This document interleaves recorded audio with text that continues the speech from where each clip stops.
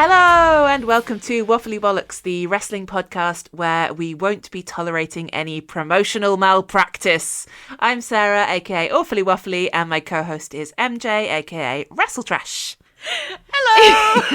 Yeah. You're right. Yeah. I have been I'm already tickled. waiting all week to say promotional malpractice. I'm just going to say it about everything. Everything I don't like. Yeah, everything I don't like is promotional Only malpractice. if it's like petty things. If it's like an actual big serious thing, no. But if it's something ridiculous, in case you missed it, how can we explain promotional malpractice without saying the keywords that are completely searchable now because they've got automatic transcriptions on podcasts? So a certain fan of Mr. Unfortunate Circumstances answered a tweet about whether Tony Khan should bring back our least favourite wrestler to AEW. And he said that it would be promotional malpractice if he didn't. Or at least not to consider it, apparently, was the thing. It's the funniest fucking phrase anyone's ever used. I was immediately just in love. Like, that is the dumbest thing anyone's ever said. Promotional malpractice. Get out. Take a hike. I mean, yeah, it's good. That's a lot of words to say. I want them to hire back my favourite little guy so he doesn't get a 50% pay cut. Yeah, I mean, promotional malpractice. Oh, the Hurt Syndicate are here, promotional malpractice. Someone I don't like cuts a promo that's a bit long, promotional malpractice. Yeah.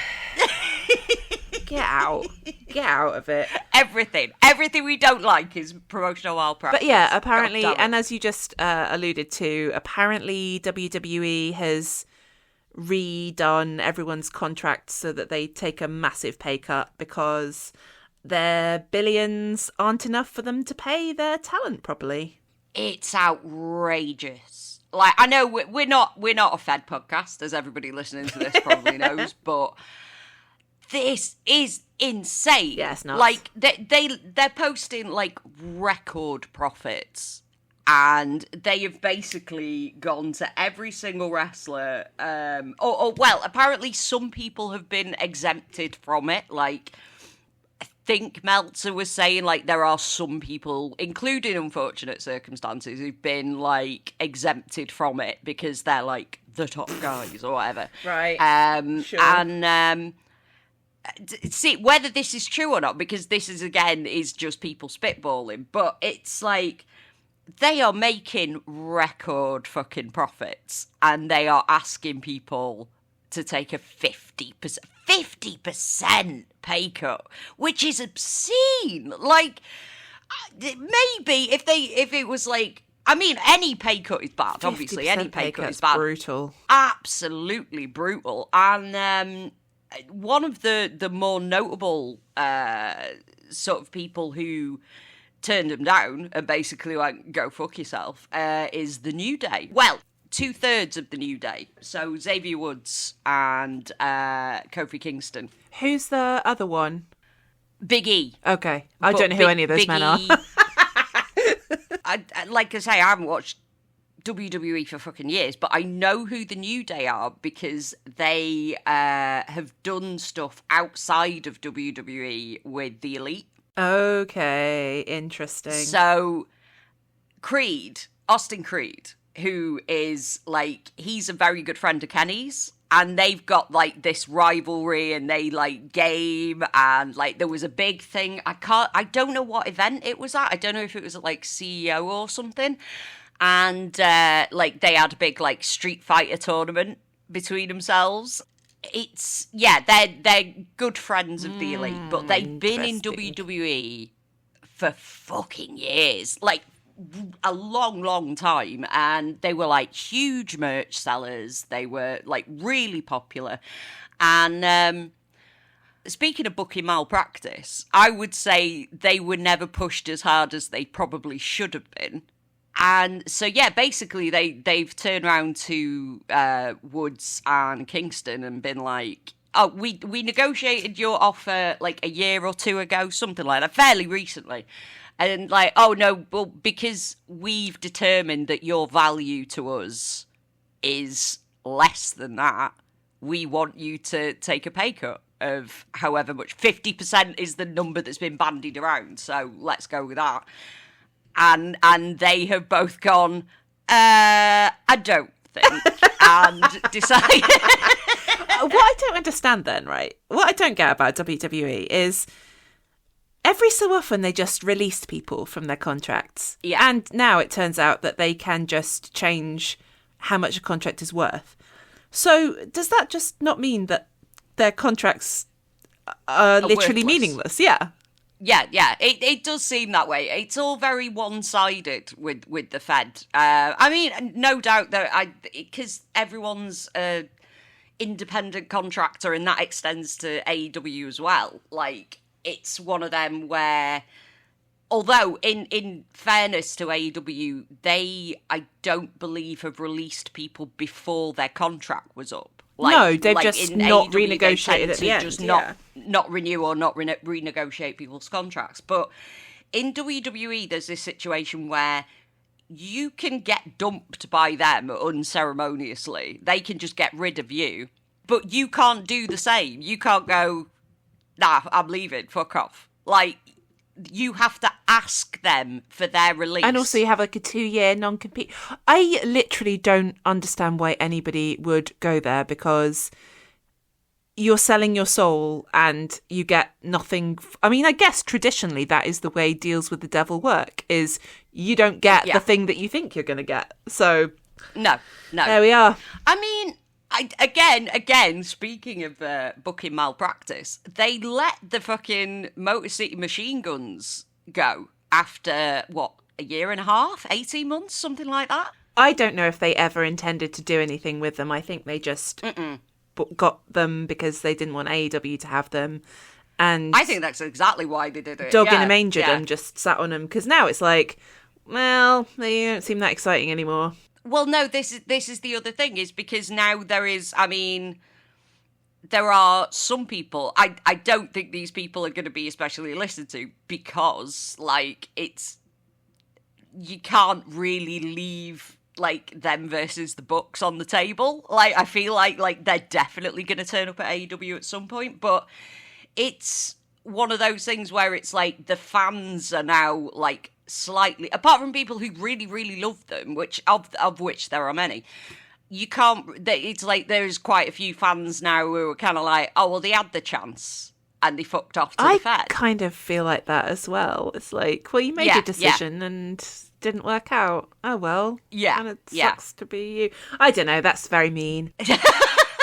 I mean, their other option is TNA, which, of course, like, TNA have already said there's always a spot for them there, but, like, TNA are like, we think they're going to go to AEW, because it's a case of, like, if they went to TNA, because we know where TNA's at, they would have to take a very big pay cut to go back to TNA, which is, like, they're probably not going to do that. I just think we're at capacity. I don't know. Maybe some new men will come in and blow me away, but I feel like we've had a lot of new men recently, and as we will get to in the course of this episode, I'm sick of having to remember all these men. There's too many of them, and I'm sick of them. So, too many men. Too many. There's too many men. Out of the releases that have happened recently, I'm like, I could understand. I can see the logic in them bringing in the Machine Guns completely.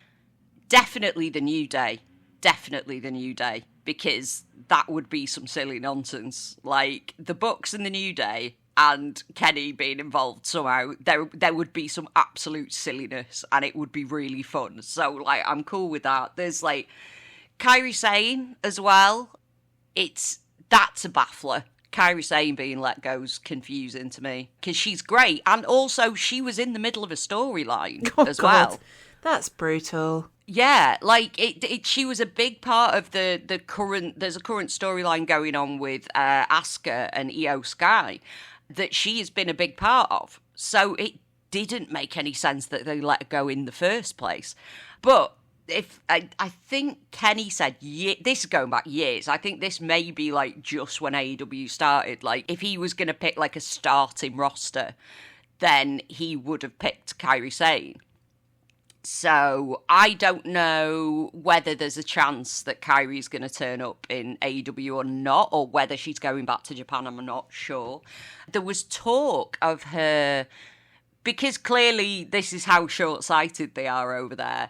There was talk of them bringing Kairi back just for a one-off appearance at this WrestleMania Backlash that they do. Like, it's the next pay-per-view after WrestleMania. And there was talk of them bringing back Kairi just to do an angle to finish out that storyline. And it's like, I mean, if I was her, I'd tell them to go fuck themselves myself. But we tell them to go fuck themselves on a regular basis. Anyway, yeah, just in general. Yeah, just in general. But at the end of the day, it's they are making so much money that there was absolutely no need to let all of these people go. But all TKO, clearly, all TKO and WWE care about is line goes up. What, shareholders? Yeah. Yeah. Yeah. Before we start, I want to talk about a really sad thing, and there's no really easy way to segue into or out of this, but no.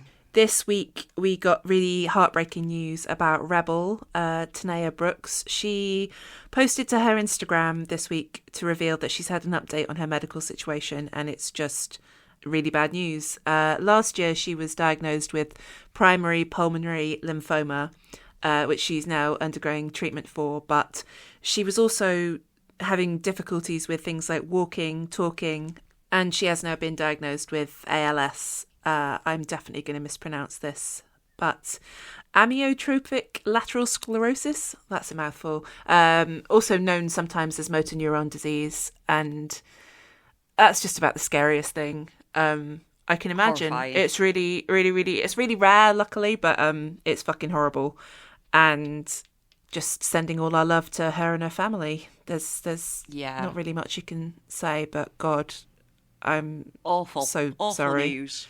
Yeah.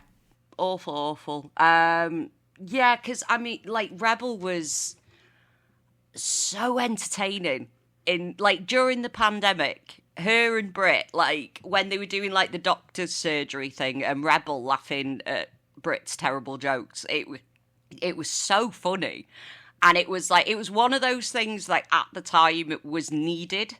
Because it was just a big, it was a laugh and everybody needed cheering up. And she just had this most ridiculous giggle that then Ruckus turned into her theme tune in AEW whenever she did have a match. Like, she didn't have many matches, but she had a few. So she had her own theme for when she came out with the giggle in it. You can find it on YouTube. It's called the Rebel Giggle. And it's very funny. That was the laugh. But she was so entertaining, and she seems like such a sweet person, and it's horrible. Yeah. Absolutely She's horrible. had an absolute nightmare for years now, trying to get diagnosed, trying to figure out what was wrong with her, trying to get help. And that must be just such a blow. It's really heartbreaking. She posted a video to her Instagram just crying, and you're like, there's awful horrible thing. There's because there was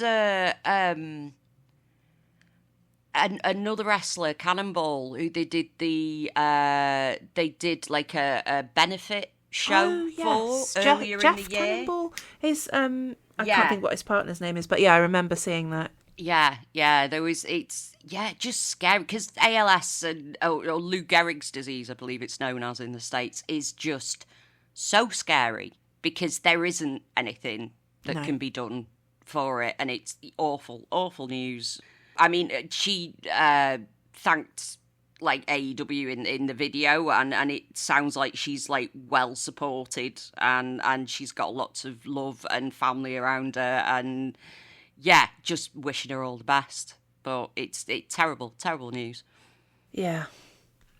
Other bad, weird news this week. I don't want to go into this too much because this is still a developing thing, and also we're really not this kind of podcast, but multiple people on the IWC this week have been revealed to be catfish. So yeah, be careful out there, I guess. Yes, indeed. Yeah, having experienced this somewhat in the past. Yeah, just be very careful. Be careful who you're talking to. Make sure you know who they are.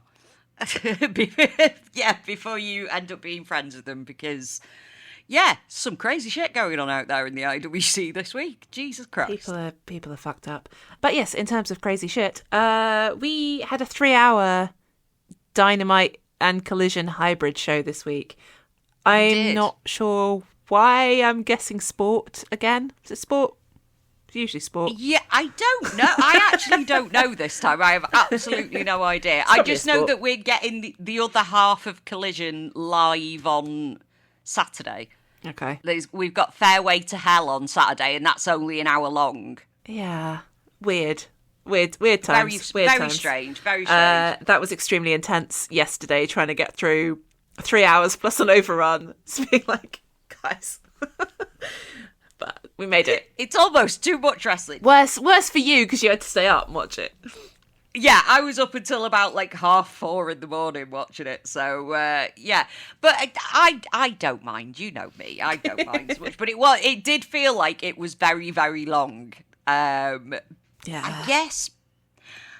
It's not that it wasn't good. It was a fun episode, but it just felt really long for some reason. I think maybe because it's midweek. Yeah, and I also think they could have done something different structurally. We'll get to it, but I feel like the very last thing that happened on the half of Collision could have maybe gone in the middle, little party match in the middle. We always want a party match in the middle. Yeah. I guess we sort of had a party match. It's sort of a weird party match at the beginning, because let's kick off with Orange Cassidy again, because why not? Because he makes me happy. The conglomeration had a trios match against MXM TV on Collision on Sunday. That was very, very silly and very, very delightful, and that did make me very happy because MXM TV are a good time, and Orange Cassidy got in the middle and did a little pose with them, and that's what we're here for. Yeah, that's the kind of stuff we love. That's literally what I'm here for. Yeah. And then somehow, for some convoluted reason, Orange Cassidy had a quote-unquote double jeopardy match against Dax Harwood on Dyna Collision, in which... Dyna Collision sounds like a fucking plumbing firm. It does a bit, yeah. Somewhere between a plumbing firm and a Power Ranger mecha. Dino Collision. Yeah, for some reason, the rules were whichever one of them won, they would get to challenge for the other one's belts with a team of their choosing, I guess. So if Dax would have won, FTL could have gone for the trios, and vice versa. For some reason, about 50,000 billion men came out to the ring with both of them, and I wasn't really sure why. Yeah. They just brought all their friends. I was like, this is a singles match. Why? Yeah, what's going on? Happening here? So Dax brought out Cash Wheeler and Stokely Hathaway. Understandable. But also Tommaso Ciampa, Clark Connors, David Finlay, Trent Barretta, and Rocky Romero. That's a lot of guys. For some reason. Why are they there? My partner was going, aren't they in the Don Callis family? Yeah. Why are they here? I don't know. I don't know why they're here. There was no, I don't think there was any, preamble to this. It was just all the men came out. All the men came out. And then Kyle O'Reilly and Roderick Strong came out with Orange Cassidy, as you would expect. Plus the Young Bucks and Cope and Cage, unfortunately, who still each had a fucking individual entrance. Why the fuck do we have to spend so much time on these men? Bizarre. So yeah, commentary kept saying this is essentially going to be a lumberjack match because there's so many men around the outside. Why didn't they just make it a lumberjack match? I don't know. If you're going to bring all the men out anyway, just make it a lumberjack match. Just truly weird. There was a bit early on where Orange Cassidy got a pin on Dax, but Paul Turner was distracted. And I thought, because I'm pessimistic, But also I was like, well, that means he's not going to fucking win. And also I'm not expecting him to fucking win because it's Dax Howard and surely he's not going to take a pin. But as we will see, that was actually misplaced pessimism. The thing that I approved of the most, I was like, well, at least if he loses, I got some little tiny hints that they've remembered that Orange Cassidy and Trent Barretta hate each other, because Trent kept lurking and looking like he wanted to come in and kick Orange Cassidy, and at one point the two of them locked eyes and it was like yeah, but see, this is the thing though, because did you see later on in this match when after OC ended up winning? Yeah. Spoilers, he won. Spoilers, he boy. won. Did you see Rocky sold Trent out? Oh, I didn't notice that. What did Rocky do? Rocky, when at the end, when it was just Rocky and Trent in the ring with the rest of the face. Oh, yeah, guys, Rocky stood up and was like patting Edge on the shoulder, going, "Get him, get him," and like feeding Trent to the others, and I'm like, Rocky, like, how rude. Oh no! Aww. I wonder where that could go. Well, this is. I was like, this is how we win. No, it's not. Like we will never. I was. For some reason, as I was just parking my car this morning, I was thinking, remember how Chuck Taylor did a retirement match and didn't fucking tell us it was a retirement match and had to have Orange Cassidy tell us the week after? And that's the biggest betrayal that anyone's ever done. Does anyone else think about that? I'm sure people do. I'm sure people do think about that. But it was interesting to me that like they locked eyes earlier on. Because also Trent was being mean to Rocky. They were having some issues on Ring of Honor the other week as well. I can't remember who they were fighting, but they were having a little Barney in the middle of the match. I don't think Trent likes being in the Don Callis family, you know. I don't think he likes it because he keeps overcompensating by being too enthusiastic when they do things together.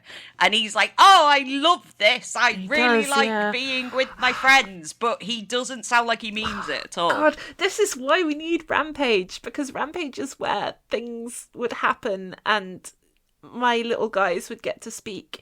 Because I want to know what's going on with Trent. I want a Trent promo. Give me a solo Trent promo, and if he claims to be a good boy, like that was really fun. But if he, I don't know, good boy. That was I fucking loved that whole arc, except for obviously the worst parts.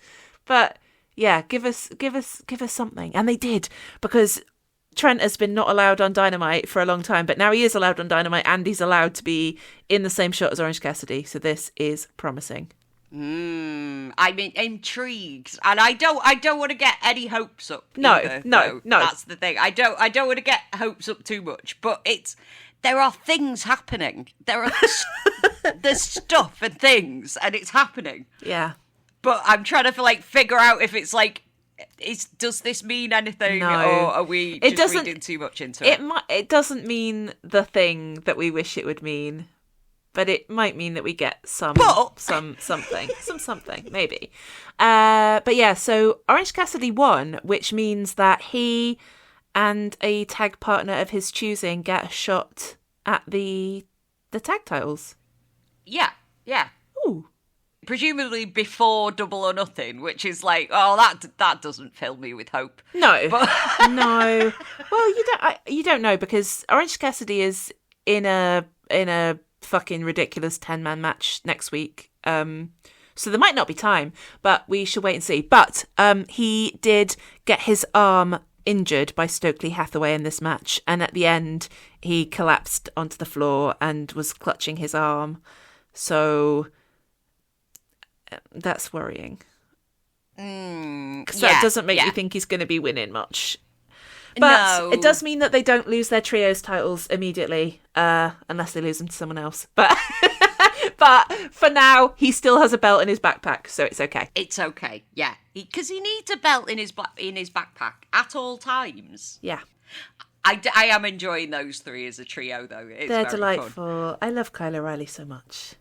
He's the best. He's so good. And I am enjoying Roddy with his, I have a backpack, but I'm not putting the belt in it. Yeah. That makes me laugh. Orange Cassidy needs two silly guys. Well, he needs two silly guys around him at all times. He's not happy otherwise. So, yeah, he's got some new stand-in best friends. Sad times. We shall see where that goes. Yeah, nowhere we'd like it to. Some things that just need to be rushed through. Roosh continually shows up and kills someone and then says his catchphrase. But he just... the way he says it, he says, when you mess with the bull, you get the horn. And he doesn't put an S on the end. And I'm like, Roosh, I don't think that means what you think it means. So, just a note. Yeah, maybe stick the S at the end. Just a note. Because you've changed the entire meaning of the catchphrase. It's competing with Andrade. And then Jericho and the Demand are going to do a stadium stampede. Whatever, who cares? Yeah. I am kind of sad about this because I love a stadium stampede. I do. And I, to be fair, have kind of merged Stadium Stampede and Anarchy in the Arena in my head. Well, they're kind of the same thing. It just depends on the venue. But on the venue, yeah. It's like Jericho and the Hurt Syndicate versus the Demand so far. Wait, it might not be the Hurt Syndicate, though, because... in this bit, Ricochet was saying, I don't think you have 4 friends. You've got to find 4 friends. And Jericho was like, well, if I don't have any friends, I'll just do it by myself. So I don't think we can assume yet that the Hurt Syndicate are involved. I mean, they might be, but maybe they won't be. I think they were. I think they I think that's why they came out is to declare themselves. I don't and I'm want them.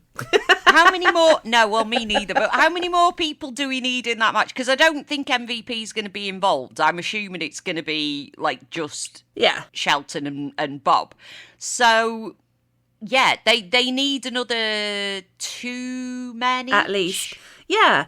So don't know. 2 or 3. Put Leo Rush in there. Yeah. Just put Leo Rush in everything, actually, to be fair. Just put that creepy little guy in all the things. Little guy. Yeah. Yeah. But yeah, so it's like there's going to have to be another sort of 4 men inserted into the match, presumably. Yeah. At least 4 men.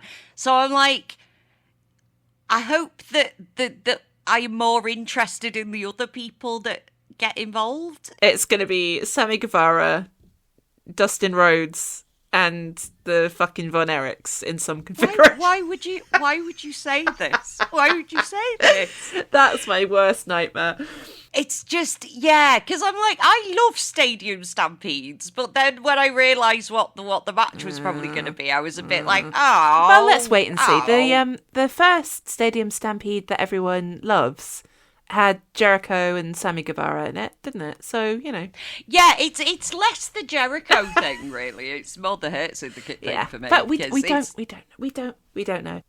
Speaking of Jericho's pals, Bryan Keith's got new hair. He does have new hair. It's interesting. It's basically almost all shaved. It's kind of got a fade, but then there's like one little braid in a square at the back of his head left. Yeah. Don't know what that's about. It's interesting. Maybe it's growing on me. I don't know. I think it looks kind of funky. His new render looks great. I thought when we saw that earlier on in the show, I was like, that looks great. But then I saw it in person, I was like,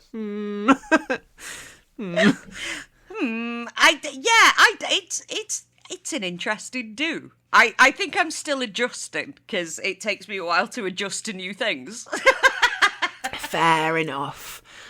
He had a match against Okada, which again is just kind of a foregone conclusion at this point because we're just waiting for Okada versus Takeshita. But you know, it was quite fun. It was I thought the match itself was really, really good. Really enjoyed it. It did, because I think that's the thing. It's with Okada. I know people are sort of like, oh, Okada doesn't defend that title enough and what have you. But I do think whenever he does, it's like, it's always a really fucking good match, though. This is the thing. Like, it's like anyone that sort of has that match, like, their profile kind of gets elevated a little bit, because I mean the same thing happened with Kevin Knight. Kevin had a match with Okada, and like Kevin's getting pushed to the moon now. Like, because it was such a good match, and I think this was a really good match as well. So I think, if nothing else, it was good for Bryan, like, in terms of raising his profile, because he's been on sort of Ring of Honor more than anything just recently.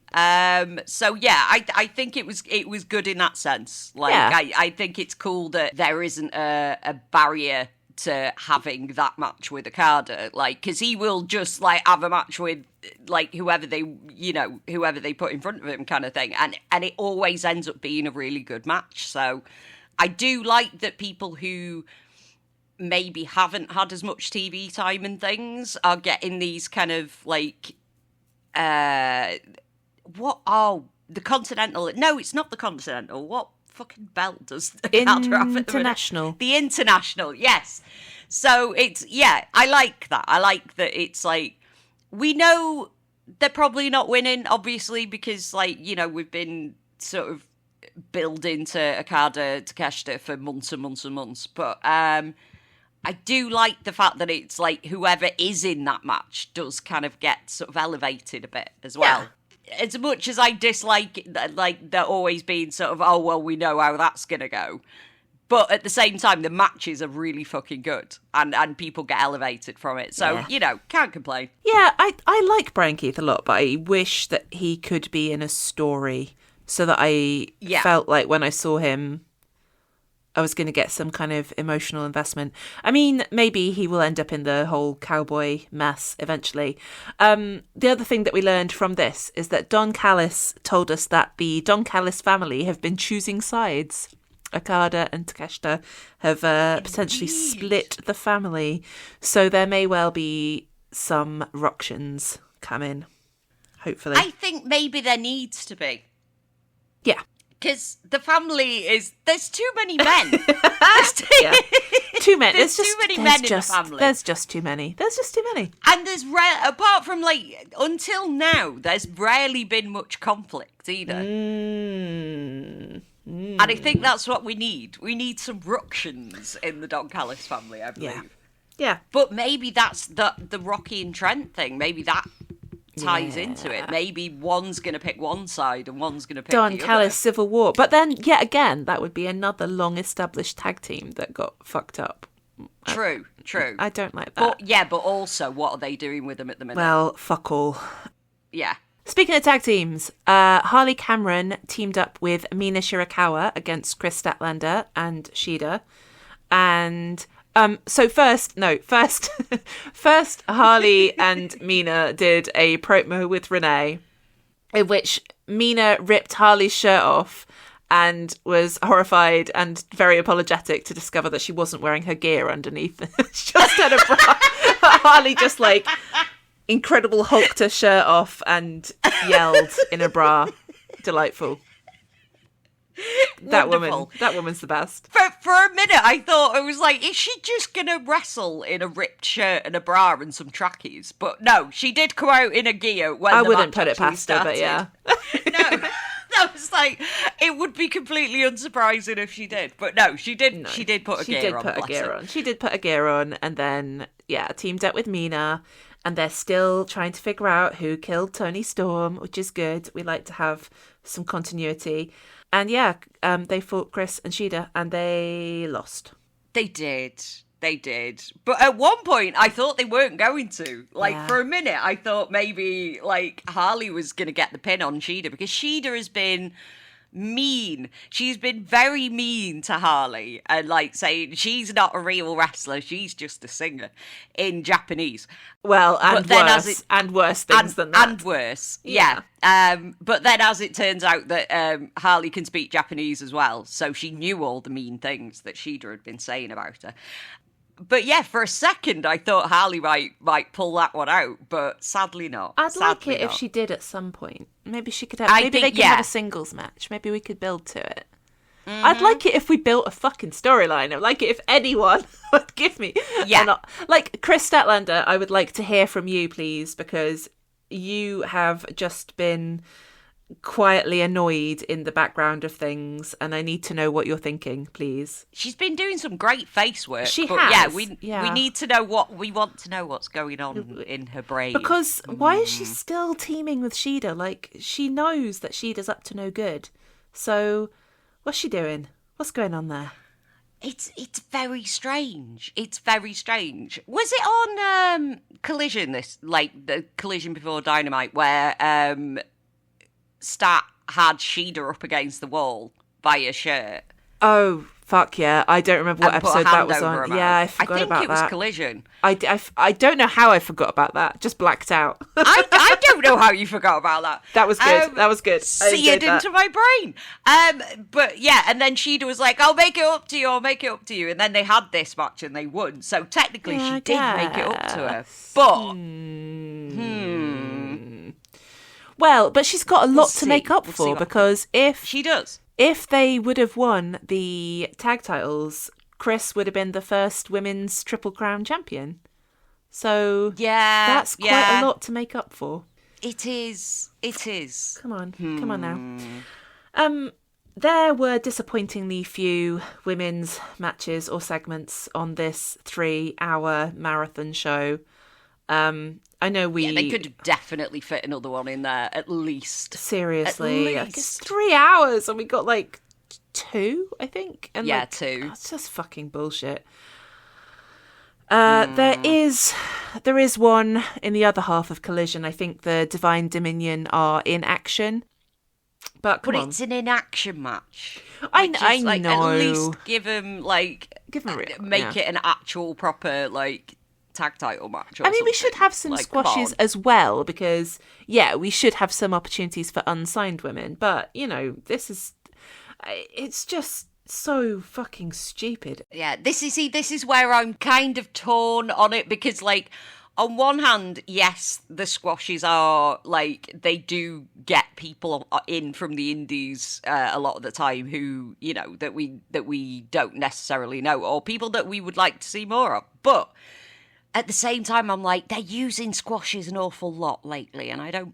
Yeah, because they don't want to give us much time, and also, what's going to come of it? You put in a really good showing in a squash match, and you might get signed, and you're still never going to fucking get on TV because they don't like to put women on TV. We did get Jamie Hayter fighting Sky Blue on Collision, and that was a really enjoyable match. I wasn't expecting to enjoy it that much because I don't normally enjoy Jamie Hayter very much. But there was something about just the pacing of it. I really enjoyed it. It's good. It was really good. And I do quite like Jamie, but I think we need more story with her. Always. More than anything. Always. I think in general with the women we need more stories. But I think we need a bit more of a story with Jamie.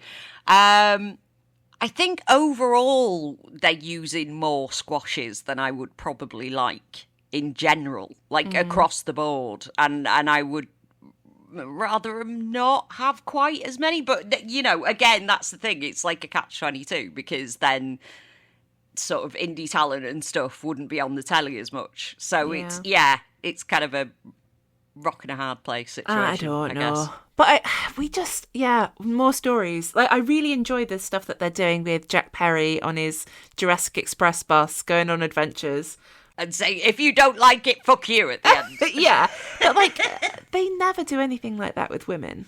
I don't think. No, I can't think of any time we've had anything on a par with that kind of stuff. And it's it's really fun. Surely some of the women want to do some storytelling.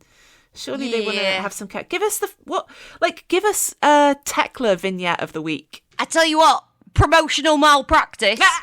It is promotional malpractice. Promotional malpractice. Bringing Thekla out that after she'd stolen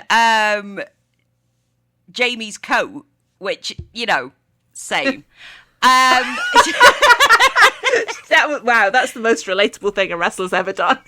Ever. You. Ever. So Thekla stole Jamie's coat, and then her and Julia were stood on the steps at the end of this match. And then it was like, Thekla never got to say anything. No, just and moved it was on. Like, what, why? Why? I like it when Thekla talks shit. But I love it when Thekla talks shit. I love it when Thekla, anything. I love it when Thekla, just generally. But yeah, like, why not have her say a thing? And then they cut, like, straight to a Don Callis family promo. And I was like, but so we People just who gotta don't get need more, that much time, yeah. Yeah, more men yapping. After we've already had Don yapping as it is, like, on commentary, we have to have more yapping from Dom. But we haven't got any time for Thekla. Let the women yap. Let Thekla yap. Let the women yap. God damn it. Thekla yapping time. Yeah. Yeah, but that was promotional malpractice of the week. Yeah, it was promotional malpractice of the week. Ah, dear. Rude. Main event scene, I guess.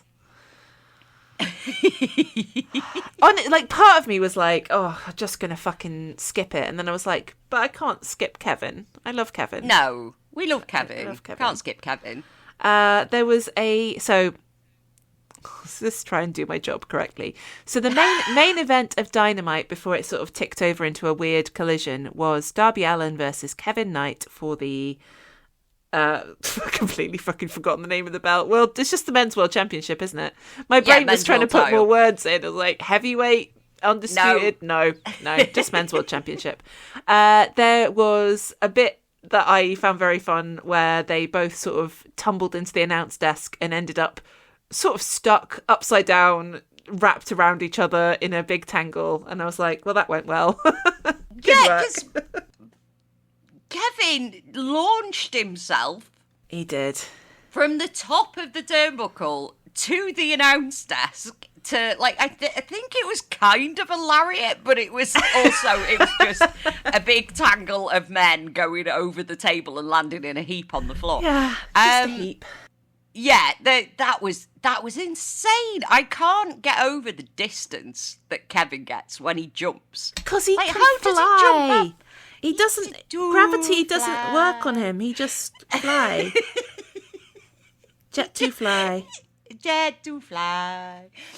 I'm not going to do it this week. What are you not going to do? Sing Jet to Holidays? Sing Jet to Holidays. Nothing beats a Jet to Fly holiday. He's crazy. He's a crazy man. He is crazy. And, yeah. Yeah, give him all the belts. Give him all the belts. I want. Yeah. See, this is the thing with these matches that they keep, because they keep giving Darby is like, the matches are all really good. Yeah. The matches are all great, but I'm still like, I don't care about him as a champion. Is the thing.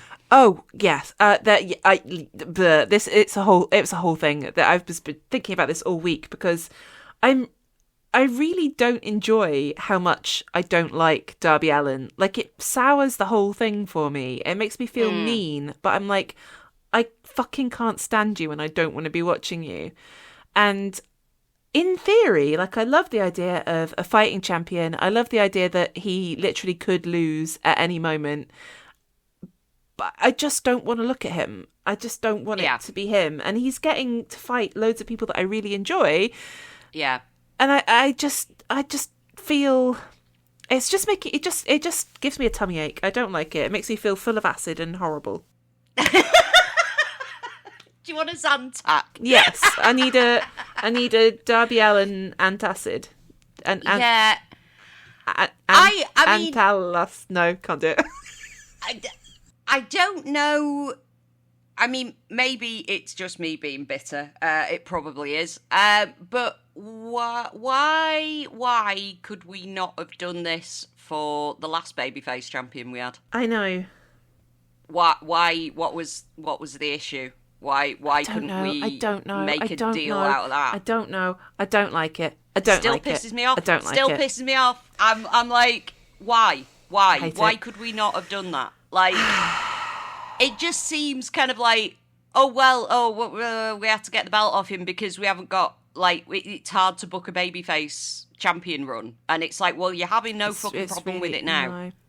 And it's not even like they're putting all kinds of people in front of him, whether it's heels, whether it's faces, So that clearly wasn't an issue. That clearly was never the issue.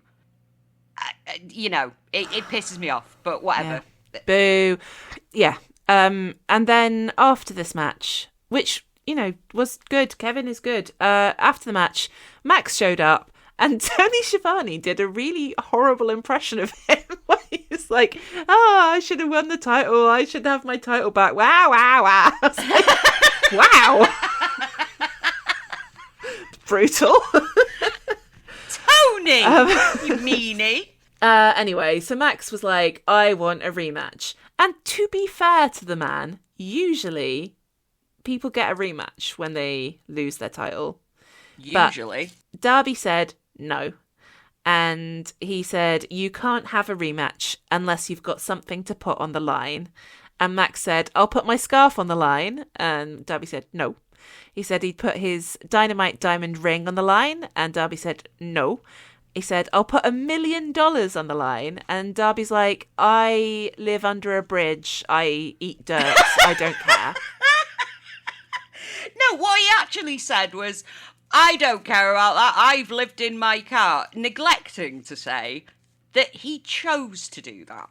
Well, yeah, I mean, I guess that's his point, isn't it? Is that he doesn't care about money, but it's... But whatever. No, but it's the thing, like, they keep sort of making it sound like he was, like, homeless through no fault of his own. And it's like, no, he literally chose to. Oh, yeah, he say, like, he chose to live in his car because that way it would force him to go out and get work and do things rather than staying at home. I don't think, I'm just kind of, there's something about that gives me the ick. Yeah, I mean, it might be bitch eating crackers at this point, but everything he says, I'm like, no, I hate you. Because I'm like, it's like, let's not sort of pretend that he was, like, homeless through tragic circumstances. He literally chose to do that. So, yeah. Anyway, he said, I want something you hold most dear in this life, something you're so desperate to keep you're willing to fly 15 hours to Turkey to get it sewn onto your scalp. I think I've done this quite wrong. Never mind. I'm talking about your hair. So they're going to do a title versus hair match? Yes. Feelings. Thoughts? I mean, at first I was like, oh no, they're going to do the Cody stick, and probably annoyingly Max is going to win with the Cody stick. Well, I thought he might. I kind of thought he might do the Cody stip and lose. No, because that wouldn't happen. Because do you know why? Why? Because Tony Khan actually wants Max to be the world champion. But I feel like there's a bunch of guys who've been the world champion multiple times, and doing something that knocks them out of being the world champion again might kind of be a good thing to do, just to kind of keep things fresh, but whatever. But that's not what we're doing anyway. I have been informed that if you get the hair transplant and you shave your head, it's fine, it grows back. Yes, but, it does, yeah. I mean, I don't know, his hair does look kind of awful, so maybe he should shave his head. See, my theory is that he's going back to get some more done, and they're going to shave it anyway. So he's just shaving it in advance. Maybe. Or it could mean that he's going to win. It could mean that he's going to win. But, would it? I am kind of delighted by the idea of him getting shorn like a sheep. It would be kind of exciting to watch him get his head shaved live on TV. Yeah. Or at a pay-per-view. Yeah, it would kind of be entertaining, and I think he would be down for that. But yeah, that was my running theory, is that he's nipping back to get some more done. So they're gonna shave his head anyway, so they might as well. Interesting. That is an interesting theory, and I enjoy it. Okay, all right, fine. Maxwell, why are you like this? But he had a little tantrum and skedaddled away. And then Okada's music hit. And Okada's like, hey, I want the world championship. Give me it. And yeah, shame he didn't want that while he had that belt a few months ago. Fucking, I'm bitter. I'm very bitter. I know. I'm very, very bitter. Furious. But also, they're going to feed Okada to Darby. Is that what's going to happen? I can't see it going any other way. Can you? I hate it. Yeah. I do. It's just, yeah, it's like, oh wow, so we're just, lining up all these dream matches for Darby, so we can book babyface champions when we can be asked. I hate that I dislike him so much. I hate it. Yeah, I'd be excited about this if it was somebody I liked. Can we just get this over? I hate it so much. Just get rid of him. Just send him off another mountain. I don't want him, please. It's really doing my head in, and I hate it because I hate being this person. I hate him. I don't want to see him. Anyway, he's going to fight Pac. So again, I'm like, well, I'm excited because I like Pac, but I'm not excited. I don't like it. Yeah, because I hate it. All these people are just getting fed to him. I hate it on many levels. You thought it was bad when they, everyone was like, oh, they fed Hangman to Max. They fed Kenny to Max. This is worse. It's worse. I don't care. It is. Let Max eat everyone. I don't care. Yeah. It's definitely worse. I'm still like, the matches are good, but like, I wish it was a different title run with somebody else, basically. Let Orange Cassidy have a go. Yeah, I think that's way past due myself, but and then he can go on the TV and do all the interviews and be the face of the company, and people would be like, "Who the hell is this guy? We would watch this show." And then line go up. I think line go up if you Orange Cassidy champion, line go up. But it's not always that doesn't always track, does it? Like, yes, line go up. Orange Cassidy, line go up. No, I mean in terms of like putting the champ out there, like in terms of TV stuff and things. That's like that. The other fucking thing. It's like, if you put Hangman on TV, a really likable, beautiful man, and let him do media circles, people would be like, oh yeah, I mean, people would be like, who is this guy? I will watch this show. They just don't know. It's because they don't care about women. Basically. Truly, if you cared about attracting a female audience, you put Hangman. Well, they do let Swerve do media, so there's that. But you put Hangman and Swerve and Orange Cassidy out there, I think. Yeah. Truly. Well, Orange Cassidy is universal. Orange Cassidy just attracts everybody. But I think he's so different from what you would think the champion of a wrestling promotion is, that I think if you did put him out there, it would be like, oh, this isn't what I thought it was. Maybe I'll give it a go. Yeah, it's not just a bunch of roided up meatheads. Yeah. But then again, I mean, they haven't really put Darby on TV very much. Well, no, but you wouldn't, would you? Right, no. Anyway, moving on from that, because we hate it and we don't like it and we don't want it. Death Riders. Death Rides are all over everything at the minute. At first, I really liked this, and then I got really angry with it. So let's see. Let's get into that. Let's get into that. So we saw the most unhinged little training vignette, which seemed to be taking place in a corridor. Did the Death Riders just train in the hallways? Is that what they do now? That's what they do. It's like when I was at school and we used to hang out in the hallways because there was nowhere to go. But the naughty kids, grown man. Naughty kids hanging out in the corridors. Yeah. So we got this kind of scene, and I scanned looking for Will and was like, I can't see Will Ospreay. And then I realised that Yuta was doing like sit-ups on Will's back in a way where he was bending back way further than you'd expect, and then Will was kind of pushing him up with his neck. This is their proprietary neck training, I guess. Yeah, he's getting. They're making him neck Unhinged. strong. He is going to be so neck strong, completely unhinged. I am interested because Pac didn't seem very impressed by any of this, and he still doesn't seem impressed this week. Like, he was just sort of in the back, leaning against a wall, being like, harumph. Because he gets his tummy tickled every time Will shows up, and he's like, this is beneath my dignity. Yeah, he's just folding his arms over his abs, going, no. Yeah. So I like that. I thought this is good. This is fun stuff.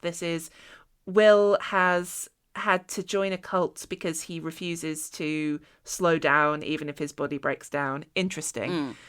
So Jon Moxley on the show had a match against Juice Robinson, or as somebody very funny on Blue Sky said, it's Mr. Renee Paquette versus Mr. Tony Storm. Absolutely, that is how we will be referring to them. Yes. Renee, before the match, said that she tried to get a comment from Juice Robinson earlier, but he just maniacally muttered, I beat Jon Moxley before, I can beat him again. But for her to say he was maniacally muttering is wonderful. Yeah. He was, in fact, still maniacally muttering to himself as he came to the ring, I beat Jon Moxley before, I can beat him again. It does feel a little bit like Lio Rush being so out there and weird as giving other people permission to be weird. I mean, Juice Robinson's always been weird, but I feel like he might have moved the needle a little bit on how weird people can be, and that is a great thing. Weirder. I want more weirdos in my wrestling, please. Thank you very much. Yeah, Juice maniacally muttering. Remember when Juice was like, I'm going to be a serious wrestler now, and people are going to take approximately me 3 seconds. Yeah, 3 seconds. And it's like, just be weird, Juice. Embrace the weird. We love You're the really weirdos. good at it. We love it, yeah. Yeah, we want freaks and weirdos on our wrestling shows, and less super serious people, actually. Yeah. None of them. The Death Riders is so much more fun now Mox is being like Death Dad. I don't know. It is more fun now that he's not champion, for sure. This match was mostly about biting. Mostly, and that's very Mox, isn't it? Just biting. Also, though, it works for Juice because Juice is clearly a little goblin man. Yeah. So. Yeah. I like it when they're little goblins and they goblin at each other. I do. I think we need more of that. We need more bitey goblin people. Get on Lio Rush's level. Be the weirdest little freak that you can be. Yeah. I think, that's the lesson from this, is just be a weird little freak. Just get your freak on. I'm going to have that stuck in my head for the rest of the day, though. Okay, there we go. There you go. Juice, in fact, could not beat Jon Moxley again. No. Can we get Jon Moxley to fight? Can we get Juice Robinson to fight Lio Rush? Can we make Lio Rush world champion? I would like that. He's like the freaky little guy that I want to see as world champion, actually. Yeah. I'll put him on TV. Yeah, no, completely in character as well. Like, put him on, like, breakfast news in America. Gibbering away, hiding behind the sofa. Oh, God, he's so good. I love him. We need more of that. We need more Lio. Lio Rush, I love him. I think this episode would have been improved massively by a Lio Rush match, actually. I think so. Yeah. Oh, such a weird little freak. I don't have anything else to say about the match. It was really good, but I just was thinking about weird little freaks and how much I love them. That was basically it.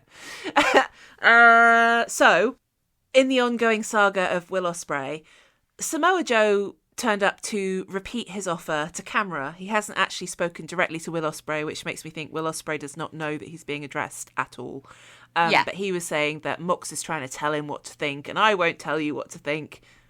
He said something that I had to rewind because I was like, I don't think that made any sense. And then I transcribed it and was like, no, it really didn't make any sense, because he was talking about how Will's training and wants to be world champion. Everyone thinks he's going to be the next world champion. And he said, how much of you will there be left to remain champion? Will, with a man like me at your side. With men like us at your side, William. That could be a very long time. It doesn't... What, yeah, what? It doesn't... What do you mean? That was you had a lot a point, of words. and then you lost the point, and then you just lost. You like the auto cue skipped on a bit, forgot what you were saying. Just what? No. I'm sure that sounded good in his head. But it started off well. How much of you will there be left to remain champion? Like how much? How far are you willing to go? Just drop the rest. I think it does just highlight how much wrestling promos sometimes are just about cadence and not about words. Yeah. I'm kind of intrigued as to where this is kind of going, but I at the same time I'm like, is this just going to end up in a Ops versus Death Riders match on a Will Ospreay on a collision? pole?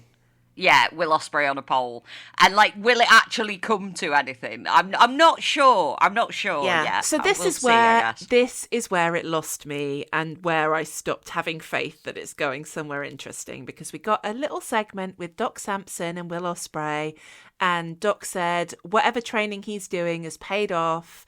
He needs to get an MRI, but he might get cleared, and his neck might be being fixed. And then Will talked a bit about how he went to Japan and stuff. I haven't watched it, so I don't really know. I think Callum shouted at him that he's a Death Rider and that he doesn't want him in his faction or something, maybe. Yeah. But then Will said, I'm not a Death Rider, I'll never be a Death Rider, like some things you just have to do or whatever. And I'm like, Will Ospreay, if you do all this training with the Death Riders and it doesn't change you, you and Maxwell can go and sit in the naughty corner until you come up with some character development, because I cannot be doing this. I don't trust you. I'm worried. I've lost my trust that you are going somewhere. Now I think that you're not going anywhere, and I hate it. Yeah, that's the thing. My sort of hope was that this was like a kayfabe way of Will transitioning into sort of a different kind of wrestler. Yeah. And it's like, now I'm like, I'm not sure if that I'm not what's happening. No, I'm not sure. I'm not sure that he's gonna do anything different. I'm not sure that working with Jon Moxley is actually going to change him in any way. I'm worried he's just going to come out and be like, well, my neck's fixed now. Thanks, John. Bye. Yeah. That seems like a waste. That if that's what they do, it seems like a waste of what they did. Like, waste of the story a little I might bit. be catastrophizing too early, but that I really my heart just sank. I was like, oh no, we're not going to do anything fun after all, are we? You're just going to continue not telling a story. Yeah, it's like we've got the beginnings of something really interesting, and I'm like, I hope they don't fuck it up, but also I have no faith that it won't be fucked up. Like, do they have like story consultants or something on I think the isn't payroll? that what Will Washington does? Yeah, it wasn't it? Yeah, we really like, need he keeps someone the law together. On He's the this. keeper of the law, please. I think it would really help to just kind of sit down with people and be like, right, okay, what's going on with your character? What's happened to them recently? How has that affected them? And what's that going to mean going forward? Yeah. I'm sort of slightly concerned where, like, with they're going to do all this and then Will will just be completely unchanged by it. Yeah. Because Max has not been changed by his fucking Texas death match. I mean, I guess if he gets shaved bald, that'll be a change, but Yeah. That might help with the whole crash out though. But then if he's disappearing, we're not going to see it. No, but if he has his head shaved, if I do not get to see him put an umbrella through the window of a car, I will demand my money back.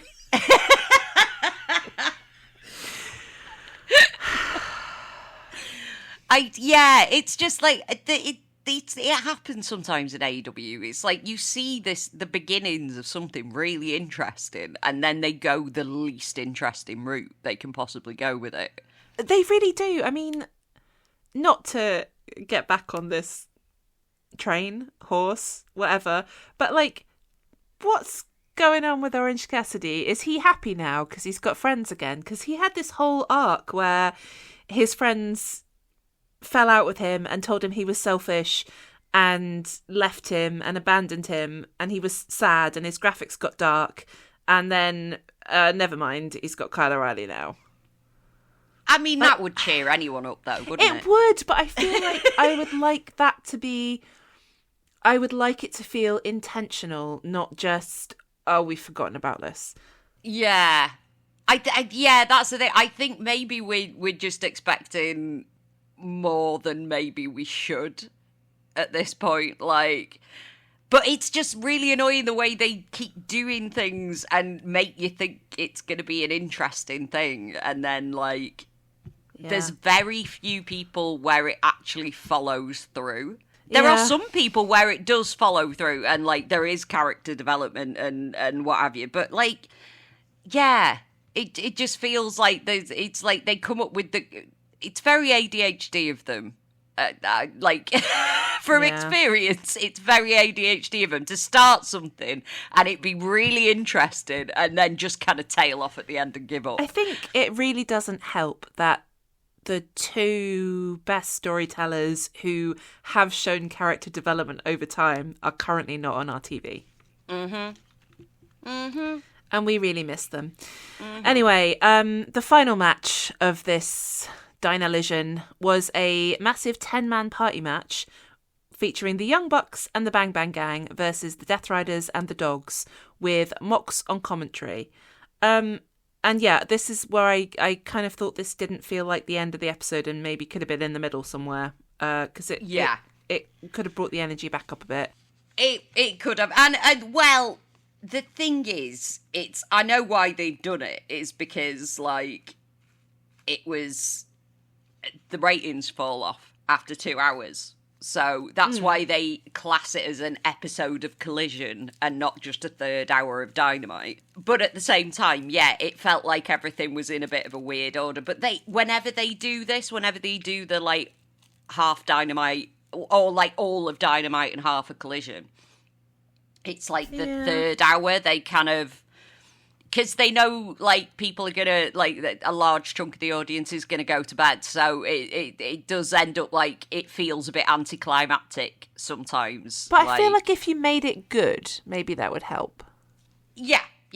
That give us true. a reason to stay up. Yeah, I think, but the thing is, though, it's one of them. It's like they are clearly going by previous numbers. Do you know what I mean? And that informs how they lay out the show, unfortunately. I don't like numbers. No, I don't. I liked Mox on commentary. He was in good form here. He referred to one of those stupid moves where everyone tries to do the same move at the same time as a human centipede suplex situation, which was fun. He also was like, "Where's Nigel? Isn't this Collision? Where's Nigel?" And I think Taz was like, "I'm Nigel." It's like, no, what? What's happening? Everyone has lost the plot. I do think commentary was, for the most part, very silly this whole episode. They were just on one. They just had the giggles the whole time. It was, it's quite often, we miss that sometimes when Taz isn't there, because it's usually Taz that cracks everybody up. Oh, he's a funny man. He did say a lot of funny things. Taz. Yeah. I think, the structure of this was weird. And yeah, by the time it got here, I was a bit tired and fed up. And also, this is just way too... I knew this was going to be way too many men for me to keep track of. At the end of an episode where there had been way too many men, and I was just like, I am just sick of having to know about all these men. I have to recognise all these men. I have to know about them. Just stop. The sheer volume of men on this episode so many. was crazy. It's so many. And then next week they're doing the Bucks, Cope and Christian, and Orange Cassidy versus FTR, Ciampa, and the Dogs. What the... did we complain too much about the random trios? And then he's like, fuck you, now you get random 10-man matches. Like, yeah, fucking hell. Basically. Like, I don't want to complain about seeing the Young Bucks and Orange Cassidy because I love them, but God almighty. It's also there's so many men that I have to look for the ones that I'm interested in. Yeah. So much effort. It's just a sea of men, and you've got to play Where's Wally with the ones that you actually care about. Yeah. But yeah, they keep doing this because the tag belts are in a swamp, and they have been for months. Well, and yeah, I'm because not why going to are they stop even doing complaining about this? it. Like, what is the point of this match? What's the point of it? Why are they doing it? Well, that's the thing, and they've got like. There are so many tag teams in this match that it just makes it more glaring that we've got so many really good tag teams, and these tag belts are just circling the same two people for like. I hate it. Since when? Since All Out last year? Forever and like, ever. Oh and ever God! and ever. Free the tag belts. Yeah. Free them. Did you see? By the way, the graphic that AEW deleted from Blue Sky, which was AEW Fairway to Hell menu. Did you see this? I did see it, and I because you posted it. Yeah. And then did they delete it? Mm-hmm. Because I thought it was very funny, because they have laid out the various titles that are being defended and attributed them a menu item. So they have the international title being Japanese Wagyu on a bed of golden potatoes and gold leaf accents. And the TNT title is the finest chicken wings from one of Atlanta's most well-known kitchens. I don't really know what that means, but sure. That seems fun. And then like the tag titles is literally just steak. Absolutely. Like, well, they are very meat and two veg, so I get it. Yeah. Although they threw in a joke where it said served with root vegetables hoed from Big Stokes Garden. Funny. TBS title, confetti cake a la mode. Lovely. Adorable. And then... But then... Wasn't Darby's just pizza on a hubcap or something? I mean, not far off. The world title, gas station sushi served on skateboard conveyors. And honestly, I was like, that's the shadiest thing you've ever said. That's so fucking funny. It's like like Akada is something expensive and beautiful and wonderful, and like Willow is like fun cake, and then FTR are something boring, and Darby is the worst food imaginable. Yeah, it's something that's going to give you the shits. Yeah. It's like, that's so shady to be coming from the official account. I'm amazed that you posted it. I guess I'm not surprised they deleted it, but like, wow. Fun times.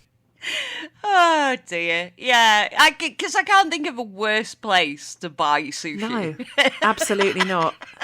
Hell on earth. I don't think there's anything I would less like to eat than that. Yeah, I don't know if it was intentionally shady, but that it did come off as shady. It's for real, but accurate. Yeah. So the final thing to talk about is that we got little promos from both Swerve Strickland and Bandido, confirming that they're gonna fight, and that was just delightful. Yes, I'm very excited about this. I'm a little bit sad that there wasn't any more Bandido Town vignettes, but this was lovely. It was really good. I do enjoy that Swerve is trying really hard to get booed. He's trying so hard. He's going to rip that mask, isn't he? He's going to rip Bandido's mask. Yes. He's going to, like, ruin Bandido, potentially. He's going to kill him. He is. Bandido, my sweet boy. But then it's like, is he going to also kill Brody? Like, because that would establish him as, like, a big bad, for sure.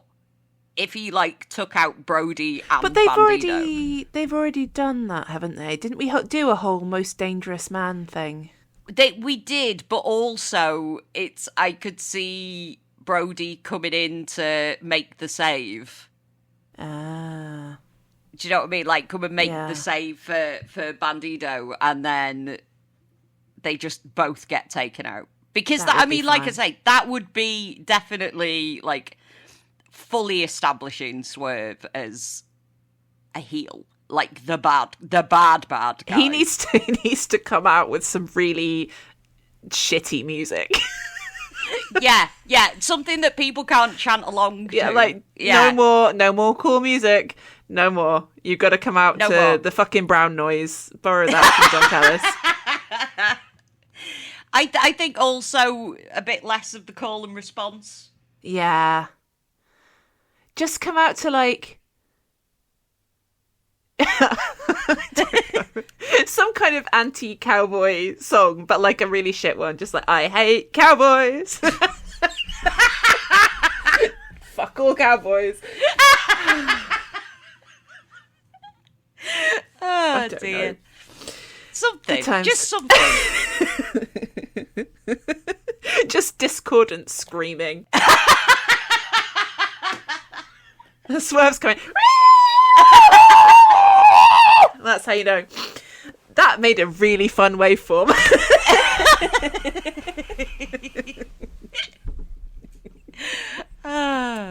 Yeah, they, I'm sure that's the thing. Like I say, Swerve is trying so hard. He's trying so hard to get booed. So, like, let that man be a heel. God damn it. Let him. I think that's everything. Let Swerve be a heel. Let Leo Rush be spooky, and let Thekla speak. And let Will Ospreay Be a death tell rider. a story. Yeah. Force Will Ospreay to tell a story. That's Yeah. not let. That is like bully Will Ospreay into telling the story. Yeah, because we've had this situation with Will before where it's like, you would think that situation would have changed him, and it absolutely didn't at all. These men need to be introduced to the concept of character development. Indeed. Indeed. Do you have any happy things this week? Did anything make you happy? Well, I mean, in general, I enjoyed the episode, but I actually can't think of anything that like, really delighted me. Apart from Thekla stealing Jamie's coat, because Yeah, that's fun. that is exactly what I would do.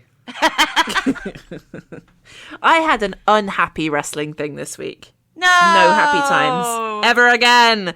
Which No. was that last Sunday, TK Cooper, my guy, made it to the semi-finals of the Revolution Road Rev Pro tournament, and he had to wrestle JJ Gale, a wrestler so posh that he films his promos wandering around Sloane Square with a fucking beige sweater tied diagonally across his shoulders. Yeah.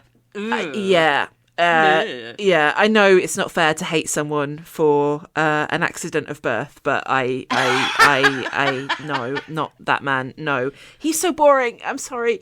And JJ won. Well, So that's now- no good. I should have known because Andy Quilden fucking loves to book matches where the people in the match have the same name or very similar names. I don't know why he does it, but he has a real thing for it. Like, he booked Danny Luna versus Aluna last week, which is funny. But yeah, so now he's got Jay Joshua versus JJ Gale at the Doncaster Dome. And if Jay Joshua loses, I'm going to punch someone. Probably myself. Just punch myself in the face in a rage. Oh, God damn it. Jay Joshua, don't lose. Jay, don't lose. Jay Yes. Joshua, don't lose. Please don't. Please. Please don't. Don't Surely. lose. Sweet boy, don't lose. Got to keep the belt on Jay for a bit longer, I think. Please. Yeah, well, the good news is that some more names have been announced for the Revolution Rumble, and it does include David Francisco, so that's good. Hooray! I'm Well, there's happy- something. Happy There's a to know bit that of I will joy. see my guy there. So there's that. It was really interesting though, watching that match between TK Cooper and JJ Gale, because there was definitely a gender split in that crowd. Like, men chanting JJ Gale, women chanting TK Cooper, like audibly Yeah. different. which is interesting. I love to hear women shouting at wrestling. That's the best. That's always good. Yeah. It's always good. So on that note, yeah. Boo JJ Gale, boo Darby Allin, boo not letting Thekla talk. Yeah. Boo to all that. Anything else to say? Are we done? No, we're done. I think I'm done. Done here. I think I'm done. I think I'm spent. I'm copying Ali from Tunnel Talk. Done here. We're done here. We are done here. So in that case, we will be back with you next Saturday. If you enjoyed this episode, please do rate, review, subscribe, leave comments, do all the things, especially if you are listening on YouTube, and if you're not, do it. Thanks. You can follow us on Blue Sky, wafflybollocks.bsky.social, awfullywaffly.bsky.social, and wrestletrash.bsky.social. We promise that we are who we say we are and not catfish. You can email us at wafflybollocks@gmail.com, and you can get your Silly Graps t-shirts, mugs, hoodies, and hockey jerseys from co-fi.com/wrestletrash/shop. Indeed, and if you could use the code BSkyBaby, you can get 10% off at the checkout. Miss you, Adam Cole. Okay, bye. Bye, love you, bye.